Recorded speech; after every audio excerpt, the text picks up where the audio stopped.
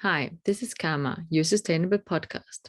I am Lena, and today I will speak with Joe from Ellie Power Inc. Have fun. How did I get here again? Joe, welcome to my podcast. Hi, Lena.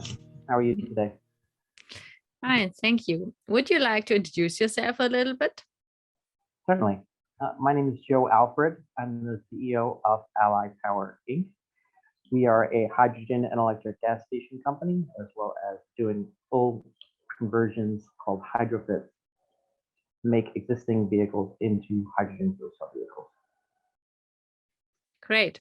I mean, you already told us a little bit about Ellie Power. Would you like to say some more words? What is Ellie Power and what are you doing there? Sure. So the real issue that's going on right now in terms of global climate change is caused by greenhouse gas emissions. And a significant portion of those greenhouse gas emissions are coming from vehicles. And within those specifically vehicles, class 3 through 8 trucks and buses make up a very large percentage of the amount of greenhouse gases that are emitted from those vehicles. So we want to focus on the biggest problem area of of emissions. And that's really what our focus is. In order to completely really solve that problem, you have to look at it from both the supply and demand side. So the vehicles are obviously going to be the ones that are emitting the emissions, but they get those gases from burning gasoline or diesel. So they get that gasoline or diesel from a station. So really, we have to think of it as a linked problem, where the emissions are really coming from the source of it, from those actual fuels, those carbon-based fuels. So taking the problem on as a holistic view is really the most efficient way to solve the entire problem in our view. So we have been at this for 2 years now. In November, it will be 3. So the reason why we founded Ally Power when we did is to confront this issue really head on, and we see the ability to retrofit vehicles as well as building out stations simultaneously to be the quickest path in which to not only solve the problem, but also to create a business model which is going to be sustainable into the future. There's a lot of work to be done. There are a lot of vehicles out there. There are a lot of stations out there. So this is a very large market that we can penetrate and get into so that we can ultimately drive the future towards a less greenhouse gas emission and much more sustainable world. So was this also the reason why you found Ellie Power to get into this problem or this issue with the vehicles? With the other 3 founders, yes. And there are hydrogen stations in the United States that are already operating. The most are in California, which we plan to enter that market as well. There are 45 operational stations in California right now. They are mostly centered around LA and the Bay Area. And that is because of a lot of the funding for these stations has come from OEMs that have passenger vehicles that run fuel cells within them. So they wanted to congregate and cluster these stations around population centers where they think that their customers are going to take a chance on this new technology.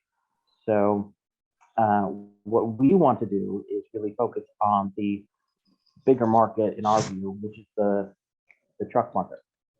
So in order for us to have fuel cell trucking become more of mainstream, more of the norm, you have to place these stations where trucks go, which is interstate highways.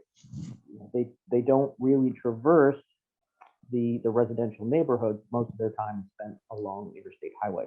So you want to place those gas stations along the interstate highways in order to refuel those fuel cell trucks that are coming out.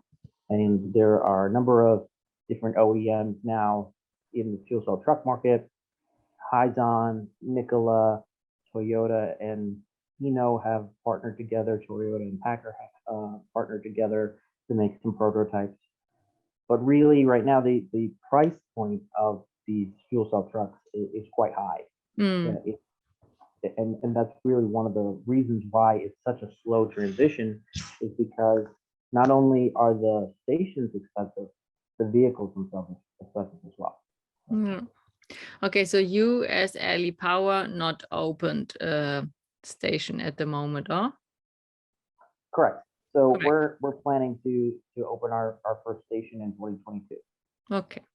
Okay. So you said that just that I understand this correct. I mean, do you have a vehicle or a truck, and you can then convert this to hydrogen foil with a foil cell or something? Could you maybe tell me a little bit more about this HydroFit conversion? How this works? I mean, not in detail, of course, but you just you have that I understand correctly. So it's not necessary that you have a totally new truck. You can have like a truck and you convert it that it can use hydrogen then at this at the next. Yeah. So within an existing diesel or gasoline powered truck, the engine is in the front normally. There are other configurations as well, but normally it's in the front of the cab. So if you open up the cab, you're going to see all the engine compartments, and there's a lot of room for the engine block and how it fits in with the transmission and all the other systems that are going to be run from the actual engine. The diesel or the gasoline engine is really just taking that diesel and gasoline and converting it into electricity, so that it can convert that potential energy, that chemical energy stored within the fuel, and convert it into electrical energy. But the issue with trying to burn that fuel is that there's going to be efficiency loss, because whenever you're trying to burn something, you're obviously going to make a whole lot of heat, and the heat has to be accounted for, and then there's going to be bleed off in terms of the heat energy. So most of those systems are around 25%, which is not very good if we're talking about all the money and all the energy it took to actually make that fuel in the first place. What you're ending up in terms of the power to the wheels on the road is only 25% efficient. That's not really something that is very good in terms of the operational efficiency of the vehicle. So what we intend to do is take out that engine, take out the fuel supply system, so that aluminum can pulling the diesel or gasoline, and replace it with a hydrogen fuel cell and a hydrogen storage system. So diesel and gasoline is kind of like a hydrogen storage system, but with carbon inside of it. So it's hydrocarbon, it's C8H18. So essentially what you're doing is you're storing all that powerful hydrogen within a carbon. But the problem is you have to burn that fuel in order to get that powerful hydrogen out. So what we intend to do is not burn. We intend to utilize the chemical reaction of hydrogen and oxygen in the air to convert that to electrical energy. And when you do that, you're actually going to get an increase in efficiency from 25% to around 50%. So not only is it better for the environment, because your only output is water at the end of the day, it's better for the actual vehicle, because you get an efficiency bonus from actually converting this vehicle into a hydrogen fuel cell vehicle. And obviously, if we're going to be building out stations that produce hydrogen, it's going to be in our best interest to convert as many vehicles to run on the fuel that we are going to be dispensing from our stations. Oh, okay. So, but do you, I mean, these HydroFit conversions are also part of the company Ali Power, or not only the stations, but also the conversion? Right. Right. Okay. So do you already converted the car to hydrogen? also maybe for testing? Sure. So Sure. there have been many vehicles that have been converted already to hydrogen fuel cell vehicles. In terms of have we actually, as the Ally Power Inc., converted any vehicle, the answer is no. What we want to do, however, is essentially be the medium by which those vehicles are converted. We don't want to have to build out so many stations, and then in addition to building out stations, have to build out all the infrastructure for retrofitting the vehicle, because there already exists Yes. the stations, a repair facility that could take a vehicle and convert it into a hydrogen fuel cell vehicle. It's really just a matter of training those employees, those mechanics, in how you do that. So that would be Ally Power process, is making the contract with the companies that we are going to convert the vehicles at their location, provide them with more work, and then we take the vehicles there. We connect that location with the customer that wants to get their vehicle converted totally into a zero emission vehicle solution, and then from there, we're going to take all the parts out that are no longer required, the diesel and the gasoline powered engine, the catalytic converter, and then we're going to be in charge of supplying the necessary parts that are going to make that vehicle into a hydrogen fuel cell vehicle. So it's more of a third-party process where we're going to be utilizing third-party parts, third-party contractors to actually do the retrofits, because those facilities are already in operation. It's just a matter of signing those contracts with and teaching the mechanics there how to do the retrofit. So that's what Ally Power's focus is going to be on. Okay, sounds really interesting. So what are the next steps or the plans for this year? What are you doing, or what Ally Power is doing this year? Sure. So we do have a East Coast and a West Coast strategy for the United States that we're working on currently.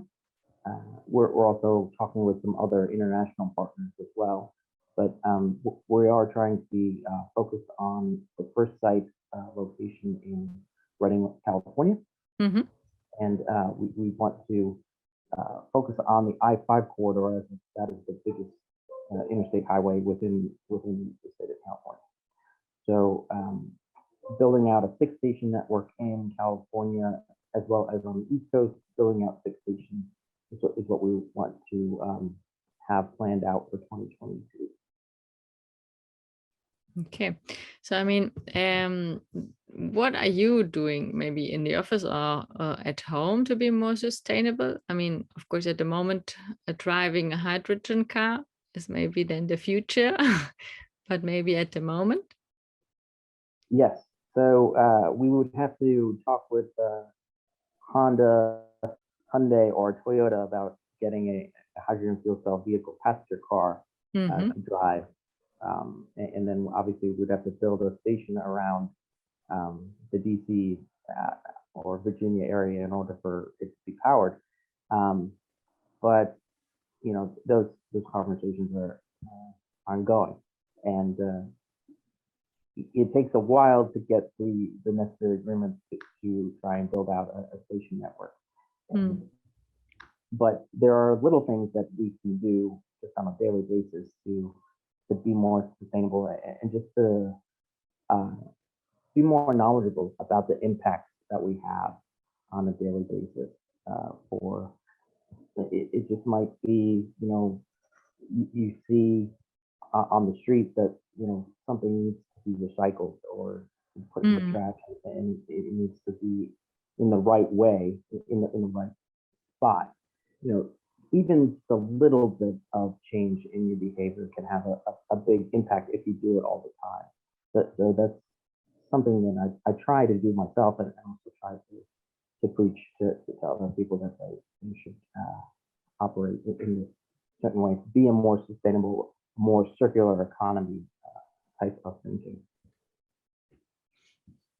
That sounds really good. Okay, I think then thank you very much.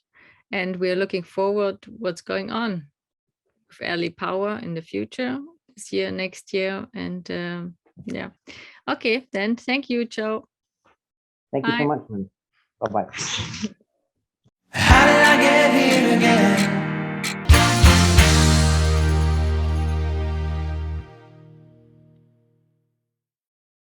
Do you like my podcast? Then please subscribe.